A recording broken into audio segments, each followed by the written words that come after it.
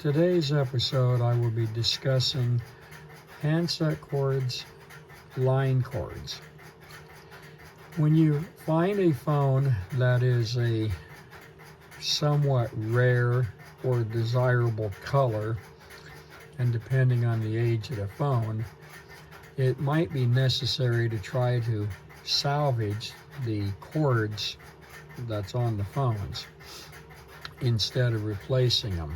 In my case, I have probably 500 cords, so I try to replace whatever I can and only put the effort into salvaging a cord if it's a unique color or I don't have that. In the picture, we have a white hardwired cord, a modular white cord, a gray cord, and then down in my cloth basket a few other cords. One thing that I discovered 20 some years ago or longer was the cords are difficult to clean, and what I've done is put them in this little basket here when I get enough of them, and as well as some other parts that I need to have washed. These are from multi-button phones. I put them in the basket. I take a safety pin and close up the end so it can't come undone, and then throw it in the washing machine and let it go through the washing machine cycle. Don't fill up the basket too much because the cords will not necessarily all get clean at that time. I have done this with many hundred cords, and I've done it to cords on my own personal phones. One thing is, it is important once it's done washed to take the bag out and separate the cords so they can dry. You want them in a warm environment. I have not had any of them corrode or go bad doing this. However, if you have a cord that is junk, and depends on how it's been treated in its life, you still may end up throwing it away. But this is a good test to try.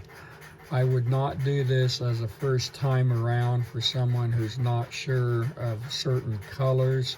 Do not use any harsh chemicals. My wife uses regular simple liquid laundry soap, so whatever we're using seems to work.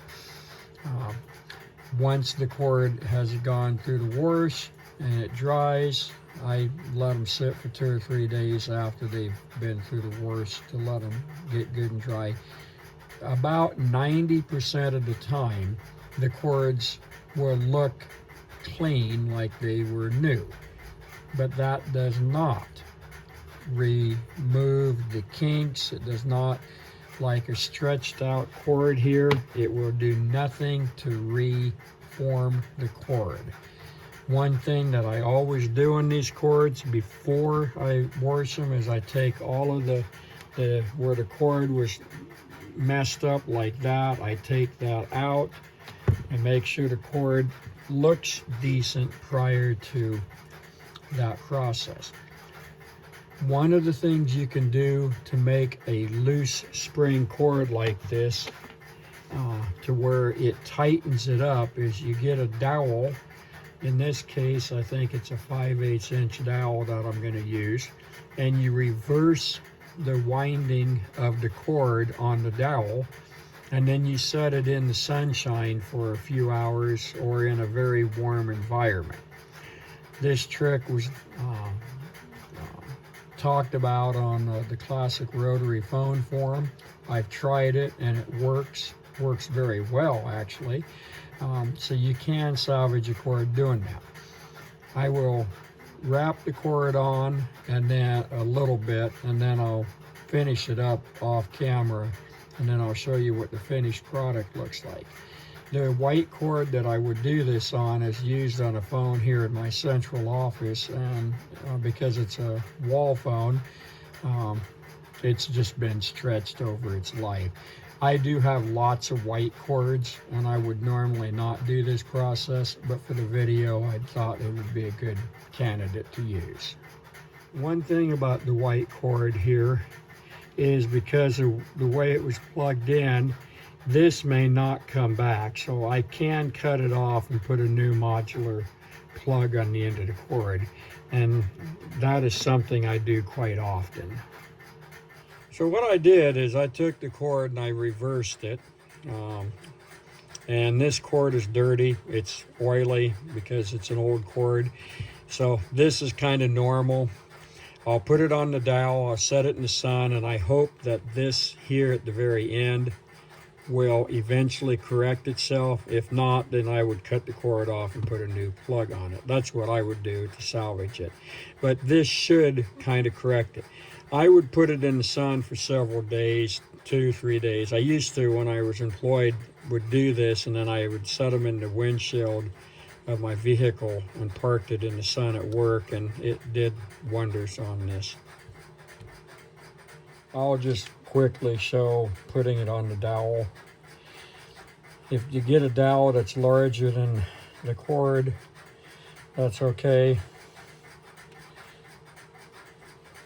as long as it's not too much larger, that is. If it's too small, probably won't have satisfactory results, and you don't want it too big to stretch the cord, because that's not the objective. It's to reduce the coils. Once this has been the coils are back good, then I will put it in my bag and give it a wash with all of the other cords. I usually try to do 8 or 10 cords at a time, unless I have a project and I'm in desperate need of a cord. And again, this will work on hardwired and modular cords. There are some aftermarket cords, especially like the stuff was used on Cisco phones today and some of that. This probably won't work because the conductors, the cords are so cheaply made and so poorly made, and whatever material they're using is just really, really cheap, and the cords usually fall apart long before you'd ever want to try to do this. I've had them where the plastics are split pretty badly. One thing I'm doing here is I'm tightening up the cord on the dowel, and once this is done, I'll put it in the sunshine. Normally when you buy a dowel from a hardware store, they're 40 inches long, 3 foot to 40 inches, and yeah, you got more than one cord, do 2 of them at a time. It's not very difficult. And here's what it looks like on the dowel. Some of the other things I do is these particular button arrangements are in a 6-button 2565 or 2564 phone. This gets all kinds of dirt and crud over the time in the plastics and the clear part, and I'll put these in a container like this and then wash it in the dishwasher. There has been some discussion that people would like to take hardwired cords and place modular plugs on the end of it. The particular discussion was doing that on a mounting cord, not necessarily a handset cord. I have 2 handset cords here that I will discuss, but it doesn't matter if it's a handset cord or the line cord going to the wall. The more modern cords of the late 70s and 80s had smaller PVC jacket on the conductors. The conductors were a tensile type stranded wire, very, very thin. You can take and put a spade on the end of the wire without any problem. You can't strip this wire and then try to wrap it around a screw. It's virtually impossible. You'll have a very bad connection, if you even get a connection, and the wire is so thin you most likely break it trying to strip the jacket off of it. In the cords of the basically, I'm going to say 78, 79 and earlier, the wires were slightly larger and they had a larger PVC jacket, and in some cases they had a string that was wrapped in with the wire so that it would help to keep the fragile copper conductor from breaking. It's virtually impossible to cut these wires off and put them into a modular plug. I'm not going to say it can't be done, but I'm going to say you're not going to be happy with trying to do it. I've tried it just for fun on junker cords. One thing to keep in mind when you buy these plugs, the handset plug is smaller than the line cord plug. You'll have 4 conductors for the handsets, and then the line cords will be 2, 4, 6, or if you're into the network cable, 8 conductor plugs. These types of plugs typically are for stranded wire, which is what this and this is. I believe this is stranded wire. So they'll work fine on that and give you a very good connection. You cannot take a solid copper wire such as a Cat 3 or Cat 5 and put it into this specific plug and have satisfactory results. You need to buy plugs that were made for solid conductor wire. I have very expensive tools from when I was in the interconnect business in the 80s. Back then, buying the tool was like a $350 tool because it was just new. The whole modular concept was fairly new.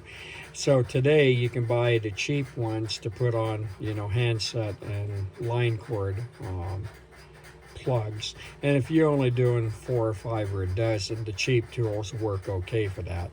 They just wear out very quickly. So that is just a little side note of what some people have wanted to do, and I frankly don't recommend trying to put a modular plug on a mounting cord. It's just not feasible. If the mounting cord is like your modern handset cords and it's a flat type of a conductor or cable, then yeah, you can put modular plugs of either the handset type or the line cord type on that kind of cable without any problem. And there has been instances that I would put a handset jack on the end of a cord and then on the other end put a mounting cord if I was making a test arrangement, such as a modular phone jack and you wanted to plug it into the handset and get access to the leads if you didn't have a handset jack. That was one way of doing it, and it worked. If you have cords that are damaged and no longer usable, I recommend cutting the wires off before the jacket or whatever and keeping these ends that's got the spades on it. And in this case, because this phone, I don't have the 4010 network memorized, and I don't want to disassemble the phone to find out all the terminals. When I removed the handset that was hardwired, and will go back on this phone as a hardwired handset, I took off leads that were cut off of other cords and put the same color on each terminal so I don't have to hunt down the RGN, T and so forth terminal, in this case on a touch-tone phone. So that's one thing. Also, if you end up with a small type handset cord that the spade is missing, you can take and strip this or use a Scotch lock, which I don't recommend doing because that's kind of a GTE connection arrangement, but it does work.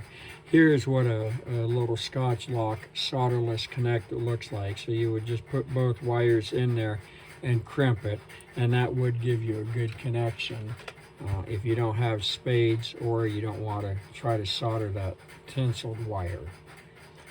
This concludes the video. Thanks.